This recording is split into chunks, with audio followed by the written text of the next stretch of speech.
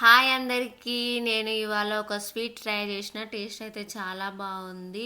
అంటే ఎప్పుడైనా మన ఇంటికి చుట్టాలు వచ్చినప్పుడు కానీ లేదా పిల్లలు అడిగినప్పుడు కానీ స్వీట్ చేయాలి అంటే ఇలా తొందరగా గులాబ్ జామ్ అయితే చేసుకోవచ్చు. ఒకవేళ మన దగ్గర ప్రీమిక్స్ అవైలబుల్గా లేనప్పుడు దీన్ని తయారు చేసుకోవడానికి ముందు ఒక గిన్నెలో పాలు పోసుకొని ఒక పొంగు వచ్చే వరకు మరగబెట్టుకోవాలి. నెక్స్ట్ అలా మరుగుతున్న పాలల్లో ఒక కప్పు ఉప్మా రవ్వ వేసుకోండి. వేసుకొని మంచిగా మిక్స్ చేసుకోవాలి. గట్టిగా అయ్యాక స్టవ్ ఆఫ్ చేసుకొని కొద్దిసేపు చల్లారనివ్వాలి.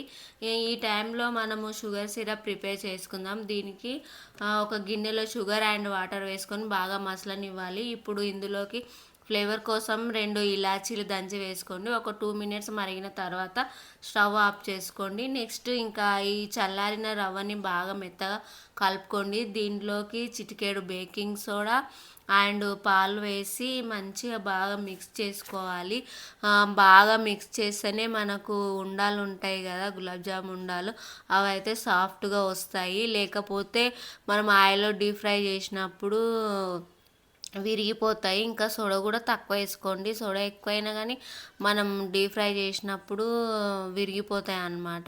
ఇంక ఇప్పుడైతే మనం ఇవి ఉండాలని డీప్ ఫ్రై చేద్దాము. ఒక గిన్నెలో ఆయిల్ పోసుకొని ఇట్లా బ్రౌన్ కలర్ రావాలి. బాగా బ్రౌన్ కలర్ వచ్చేదాకా ఇట్లా డీప్ ఫ్రై చేసుకోవాలి. ఇలా డీప్ ఫ్రై చేసిన తర్వాత మన షుగర్ సిరప్ ఉంది కదా, అందులో అయితే ఇట్లా వేసుకోవాలి. వేసుకొని ఒక 2-3 అవర్స్ వరకు నానాలి. ఒక 2-3 గంటలు అయితే బాగా నానాలి. అవన్నీ మెత్తగా అవ్వాలి. ఇంకా ఆ తర్వాత టేస్ట్ చేద్దాము.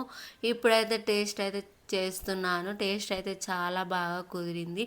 ఇంక ఈ వీడియో కనుక మీకు నచ్చినట్లయితే like and share, subscribe. Bye.